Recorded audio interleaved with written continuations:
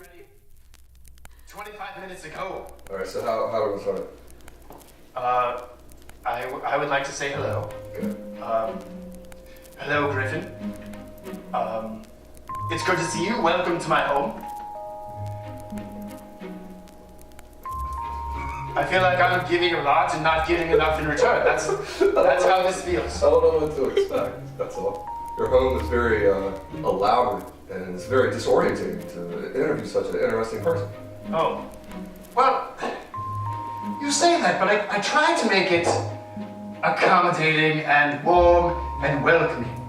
And now I've learned that it's just not those things. In fact, it's quite off-putting and scary. I'm just kidding, Winterbourne. Your home is very welcoming. Oh, well, good. Thank you for interviewing with Art Austin.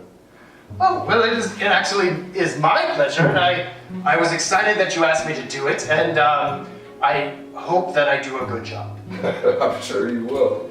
This is not your first interview, is it? No, I've done a few before.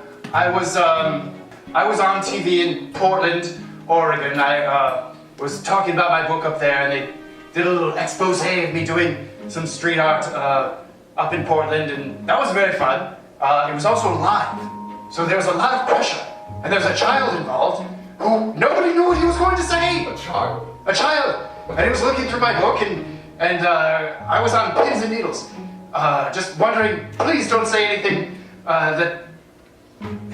I feel like I dug myself into a hole. Remember when I said that I was going to go off on a tangent, and then I might say something, and then halfway down the path, I was going to say, oh, this is a stupid path to be on. Let's get off of this path.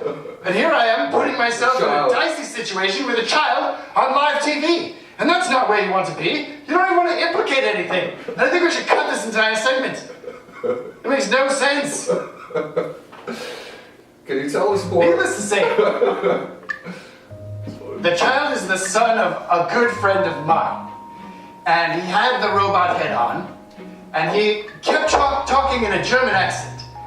And he said, welcome to Germany. I am Winterbourne, blah, blah, blah.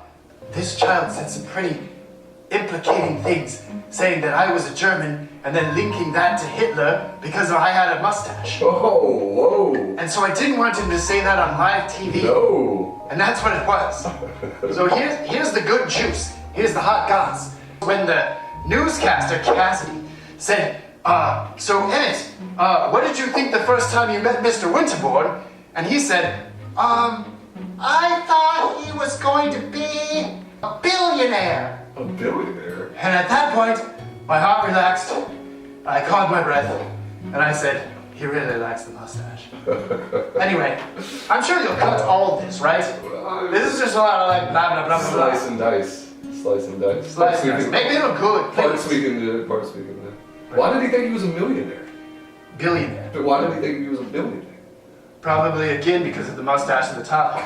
Also because he's a big fan of my work, and maybe he just thinks I should be a billionaire. Yeah, I think you should. What is the annual revenue of the Impossible Winterbourne? Last year was a bit of a loss, I can tell you that. And I can also tell you that if this year isn't any better, I'm gonna have to start paying a whole lot more for health insurance, because if you don't make it a certain amount of money, then the government stops subsidizing you. And is that what this interview is about? You want to hear about the healthcare system in America? Because it's not that great, especially for artists that don't make any money. Because who makes money off street art? You're basically going out and putting up things for free and saying, hey, here's a bunch of free stuff. I can't really pay my bills. So what are the advantages of being a street artist over a traditional gallery artist? Well, you don't have to submit to any juried exhibitions. You can just go out and put your stuff up anywhere you want. And that's the beauty of it. You don't have to say, hey, mister, can I be a part of your gallery? And they'd be like, no, sir. Your work is not up to our standard. We won't take 60% of your earnings because you're not going to earn anything. So you can just go out and be like, okay, face here, painting there, poster there, and who's going to say anything about it? Maybe the building owners, or the property managers, or the police, or... So there are risks involved. I'm not saying there's not. I'm just saying there's a give and a take. You get your art seen. It's not often paid for. But you build a name for yourself, and suddenly you're a shepherd fairy of Banksy. And who knows? I bet Banksy does make money off his art. I bet he does. Not all of it, think he does. but somebody's funding that. He does a lot of amazing things. Somebody's got to be paying for it. That's true, especially the shredded painting. What are your thoughts on that idea? I think it's absolutely brilliant. I love it. Can you tell us how long you've been in Austin and how you found your way here? I can't really say how long I've been here or how I got here, but I know that I have been here long enough to see cherry cola dogs spring up and go away, and I miss it because I think it was one of the greatest things we had for a while. And at one time I felt, oh, here's a place where I can feel at home, where I have peers, where I have people that have common interests. That's just basically the definition of peers.